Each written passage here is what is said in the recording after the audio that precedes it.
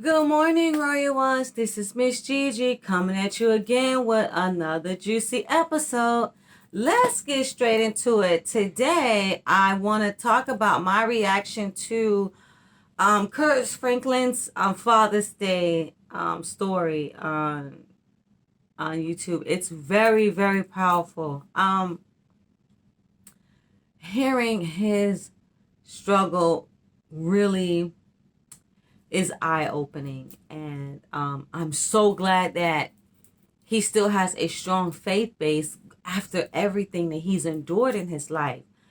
And the most touching part for me was when he went to his father Rick, and his father said we still don't know the outcome of what the results of this test is going to be.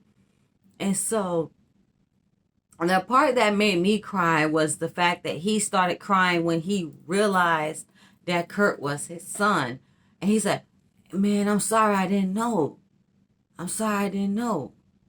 So, that he said, "Forgive me for not giving you the best hug, but I'm going to try." So Kirk tried to, embrace his father. His father got emotional. And I thought that was a powerful moment. When you don't know something for the first time, your first instinct is to apologize. And so as a parent, he did apologize as his father, and he explained, I didn't know. So maybe the circumstances around that time with him and Deborah, his mom, wasn't the best. And so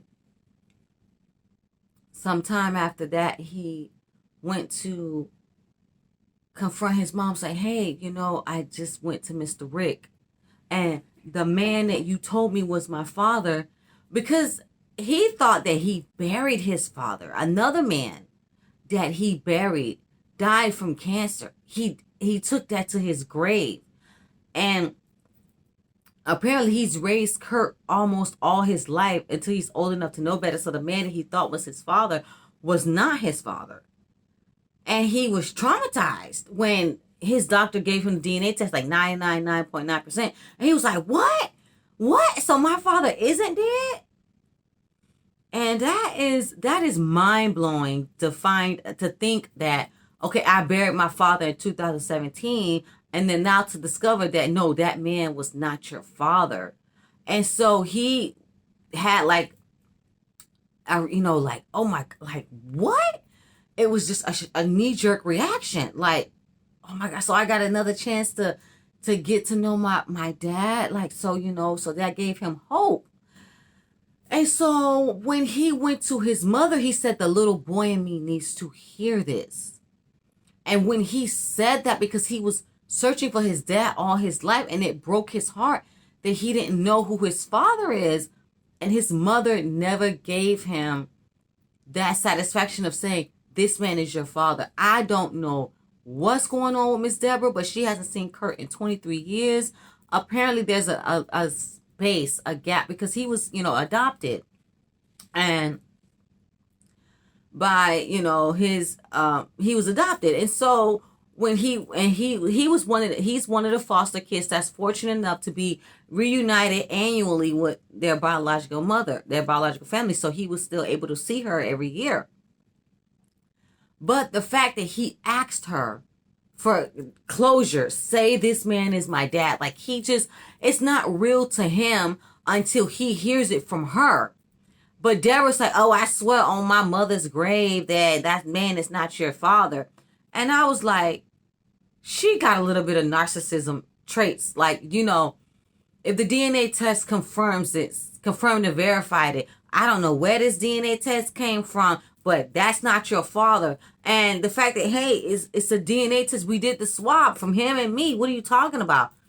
So Kurt, to satisfy her curiosity, the DNA test was done in front of Miss Deborah. Rick got his swab and Kurt got his swab. Miss Deborah was sitting on the other side of the table, and then the results came back twice that Rick is his father.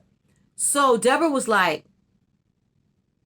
"Wow, I don't know how that's possible." So maybe she has a little bit of a mental illness going on. I'm thinking because with everything that's going on, everybody now is going through some type of mental illness, and maybe this has all caused her some type of sadness and depression, and she's having, she's a little out of touch with reality.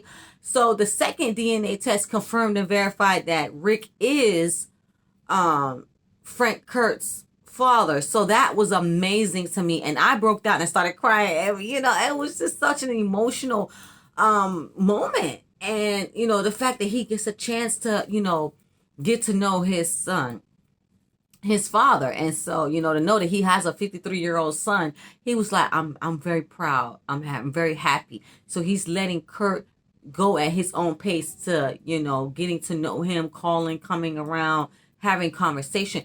And he was like, and he tells Deborah, his mom, he was like, well, if you do not tell me this man is my father, if you're not going to admit it, then this is going to impact our relationship. And the way that she started breaking down crying and was like, I always wanted a son and I still can't get you. I still can't have what I always wanted. So that's a narcissistic trait, because now you're trying to cry your way out of it to try to get your way. I see that a little bit. So those crocodile tears, that's not fair, because it's not even about her. She's making it about her when she needs to make it about him. And she needs to apologize. If it was a one-night stand, hey, it was a one-night stand. Everybody's not meant to be with the father of their children. Some people are lucky enough to marry that. But when you are very young, and sometimes in life, it happens, we don't marry the father of our children the way it doesn't happen the way that we want it to. And so we could be a little bit embarrassed and ashamed that, hey, it didn't work out. I got pregnant from this guy. Our relationship fell apart. Maybe by her, her attitude like that, not accepting that, she's embarrassed and humiliated. She can't express that to her son, but I think Kirk needs to understand that maybe her humiliation of the truth came out. And she's like, that's not your father, that's not the father. That's not the man that you wanted to be the father. Maybe Rick is not her ideal father, the ideal man to be her father of her child. And I understand that. I get that. He didn't turn out to be the greatest, the best person. We don't really know Rick like that. And so only Deborah knows what type of person he turned out to be. But he's trying to turn over a new leaf and get to know his kid again. And so things didn't work out between him and Deborah. Okay, but still, Kurt did ask for closure. He did ask, hey, admit that this man is my father. And she could just say, you know what? The man that we buried, that helped me raise you, that was in your life, I always thought that he was your father because of, the intimate bond and everything like that. She could explain to him, like, he was there. He was a better role model for you than Rick was. Rick is an absentee father. But she did not give him no explanation. She just started crying, so she just walked out the room. And he was like, well, it is what it is. And he hadn't talked to her since then. So she's making it about herself. And I think that's very selfish if you want this boy, if you want your kid, then you need to pull yourself aside and say, hey, look, it's an embarrassing, humiliating situation. That man is your father. The DNA test confirmed and verified it. I don't really have any recollection of the time frame that we had sexual relations or whatever. If you don't remember what happened at that time, life happens to a lot of us. So memories getting erased. You don't remember everything that happened that took place. But she could give him closure on that situation, because he said, the little boy and me want to hear it.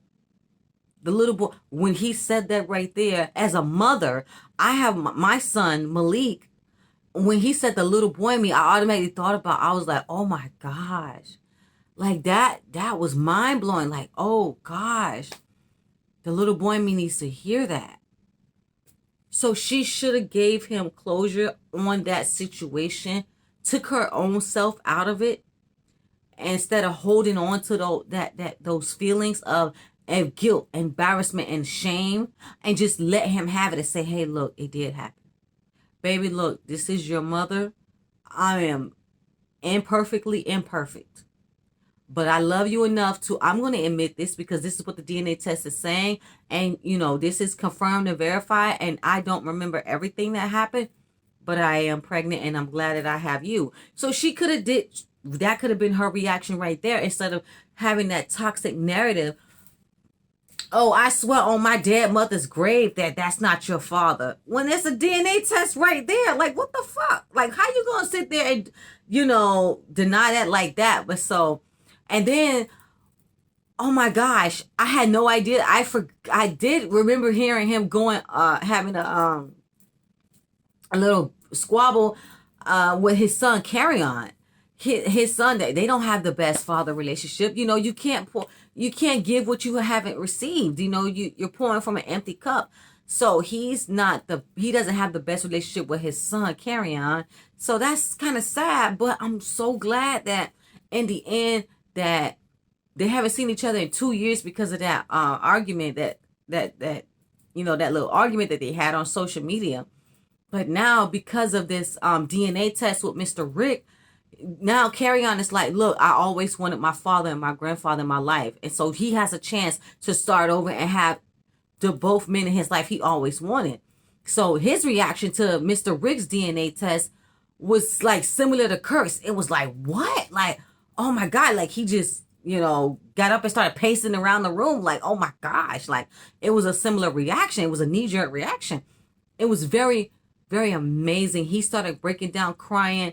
And then, he was like, I forgive you because I had to forgive you. And then you forgave Rick, so I got to forgive you. So that was an amazing, amazing feeling that he reunited with his son after 2 years of not talking to him. And then, so they vowed to have a better relationship going forward. And so that made me feel warm and fuzzy that he's going to work on being a better man. And, he's gonna maybe learn some things from Rick on how to be a father.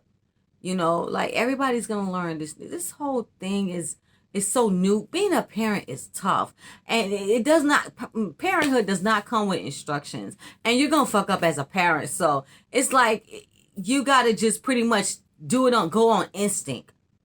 It's like when you don't know something for the first time, but you know the right thing and you know the wrong thing to not do. You know the right thing to do and you know the wrong thing not to do. You know right from wrong. So that's pretty much how you gotta go through this parenting thing.